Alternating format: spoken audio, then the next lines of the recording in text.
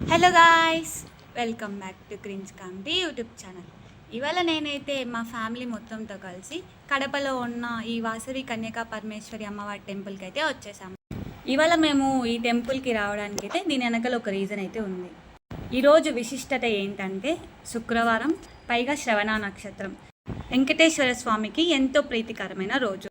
అందుకే ఈరోజు ఈ గుడిలో వెంకటేశ్వర స్వామికి ఎంతో ప్రీతికరమైన 7 శనివారాల వ్రతాన్ని అయితే ఇక్కడ ఆచరిస్తూ చేస్తున్నారు. ఈ 7 శనివారాల వ్రతాన్ని ఒక్క వారంతో భక్తులందరితో కలిపి పూర్తి చేయిస్తున్నారు. ఇక్కడైతే ఈ పూజలో అయితే చాలామంది భక్తులు పాల్గొన్నారు. అలాగే చాలా జంటలు అయితే ఇక్కడ స్వామివారికి అయితే పూజ చేశారు. ఈ పూజల విశిష్టత ఏమంటే, ఏదైనా న్యాయమైన కోరికను కోరుకొని 7 శనివారాల వ్రతాన్ని ఆచరిస్తే 7వ శనివారం తప్పకుండా వాళ్ళ కోరిక నెరవేరుతుందని భక్తుల నమ్మకం. ఇక్కడ ఈ 7 శనివారాల వ్రతాన్ని చూడటానికైతే చాలామంది భక్తులు ఇక్కడికి వచ్చారు. మేము ఆచరించలేకపోయామని ఈ వ్రతాన్ని చూడడానికి మా ఊరి నుంచి అయితే మేము ఇక్కడికి వచ్చేసాం. ఇందులో ఇంకొక విశిష్టత ఏంటంటే, ఈ పూజలో మా మామయ్య అండ్ అత్తయ్య పాల్గొన్నారు. సో అందుకని మేము పూజ చూడడానికి అయితే వచ్చేసాము.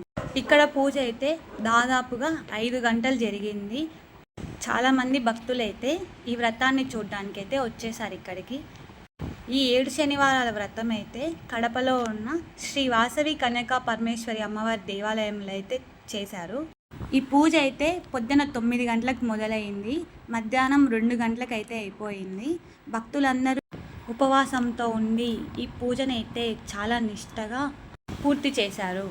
పూజలో పాల్గొన్న జంటలందరూ పసుపు వస్త్రాన్ని ధరించి కలశ స్థాపన చేసి పూజనైతే ప్రారంభించారు.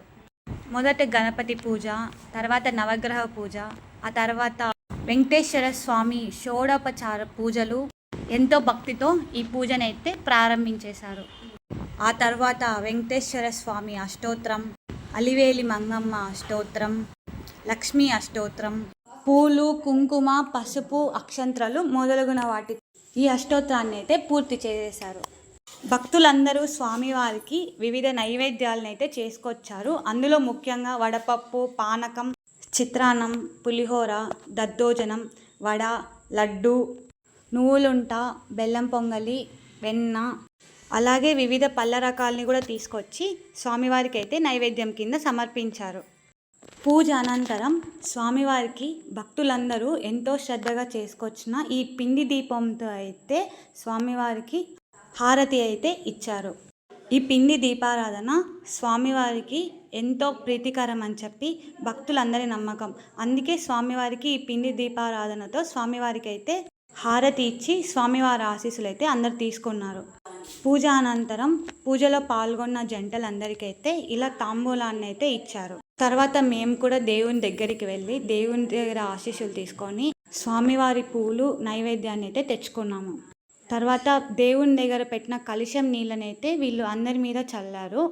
ఈ కలశంలో ఉన్న నీళ్ళని చల్లించుకోవడం వల్ల మన ఆరోగ్యం బాగుంటుందని అయితే ఇక్కడ అందరూ నమ్ముతారు. చూడండి ఫ్రెండ్స్, నాకు వచ్చిన పూలు పండ్లు అయితే. బాయ్.